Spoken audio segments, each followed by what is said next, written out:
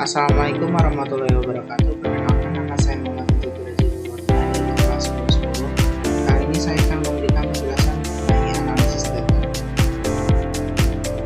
Adanya pertanyaan yang didiskusikan. Yang pertama itu apa yang dimaksud dengan analisis data. Yang kedua, mengapa data penting dalam pengambilan keputusan sehari-hari. Yang ketiga, apa saja alat yang kalian kenal untuk mengolah data.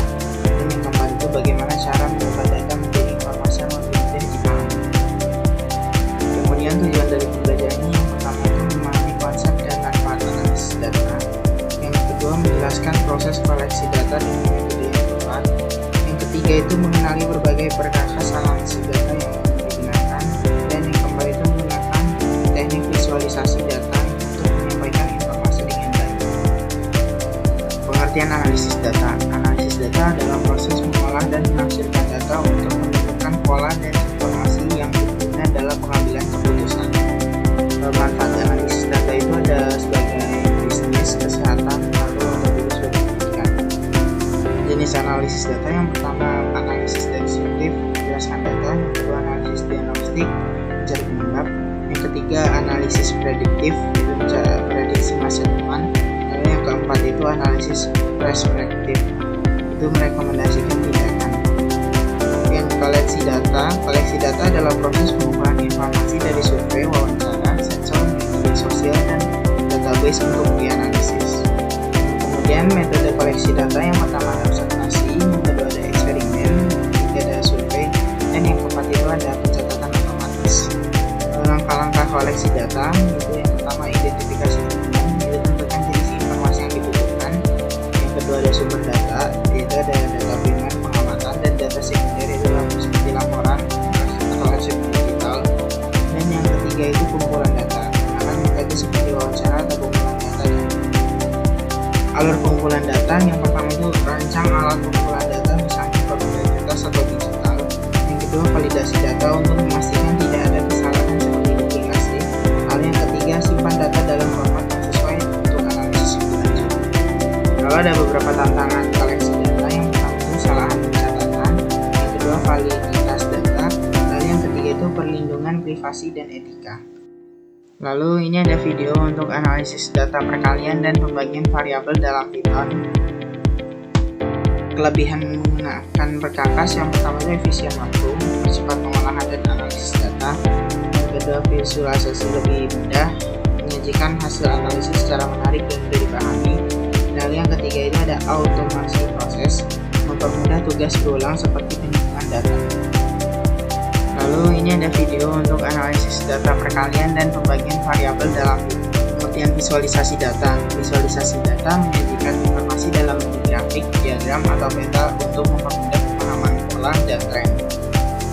Bentuk visualisasi data yaitu ada berupa diagram batang untuk membuktikan penayaan kelompok, diagram garis untuk melihat kecenderungan dalam rentang waktu tertentu, diagram lingkaran untuk menunjukkan perbandingan dalam bentuk persentase, tabel itu untuk menyusun data dalam bentuk yang rapi dan terstruktur. Assalamualaikum warahmatullahi wabarakatuh. Nama saya Kevin Ardian Setiawan dari kelas 10. Nah, saya akan melanjutkan tentang materi yang dibawakan oleh Jibril Kurnia. Nah, langkah membuat visualisasi itu yang pertama ada pilih grafik sesuai data, batang, garis, atau lingkaran. Nah, yang kedua itu gunakan daerah sederhana dan warna informatif. Yang ketiga itu pastikan data akurat dan tidak menyesatkan. Yang keempat, uji keterbacaan dan kesederhanaan. Nah, kesimpulannya itu yang pertama, analisis data mengubah data mentah menjadi informasi bermanfaat. Nah, yang kedua itu proses sistematis, melibatkan alat koleksi data dan visualisasi. Yang ketiga, keterangan ini penting untuk mendukung pengambilan keputusan. Nah, ada soal yang pertama, contoh pertanyaan.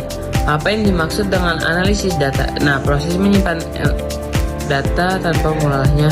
Nah, B, proses mengolah dan menafsirkan data untuk mendapatkan informasi. Yang C, cara menghapus data yang tidak diperlukan.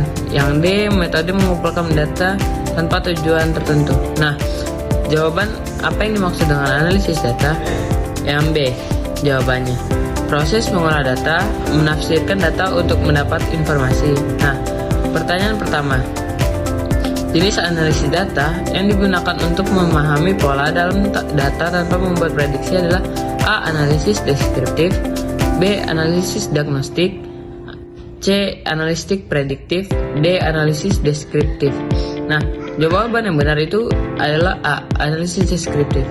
Nah, yang selanjutnya ada pertanyaan 2. Berikut ini yang termasuk data kuantitatif adalah A. Ulasan pelanggan tentang produk, B. Warna favorit siswa di kelas, C. Jumlah siswa yang hadir di kelas, D. Pendapat masyarakat tentang kebijakan baru. Nah, jawaban yang benar itu adalah C. Jumlah siswa yang hadir di kelas. Nah, pertanyaan 3. Metode koleksi data yang dilakukan dengan mengamati suatu kejadian disebut A. Survei, B. Eksperimen, C. Observasi, D. Wawancara. Nah, jawaban yang benar itu C. Observasi. Pertanyaan 4. Jenis visualisasi data yang cocok untuk membandingkan jumlah antara beberapa kategori adalah A. Diagram lingkaran, B. Diagram batang, C. Peta panas, D. Grafik garis. Nah, jawaban yang benar itu diagram batang. Nah, yang selanjutnya ada pertanyaan 5. Berikut ini adalah metode koleksi data kecuali A. Observasi, B. Eksperimen, C. Mengarang cerita, D. Survei. Nah, jawaban yang benar dari pertanyaan 5 itu adalah mengarang cerita. Nah, sekian dari kelompok saya. Wassalamualaikum warahmatullahi wabarakatuh.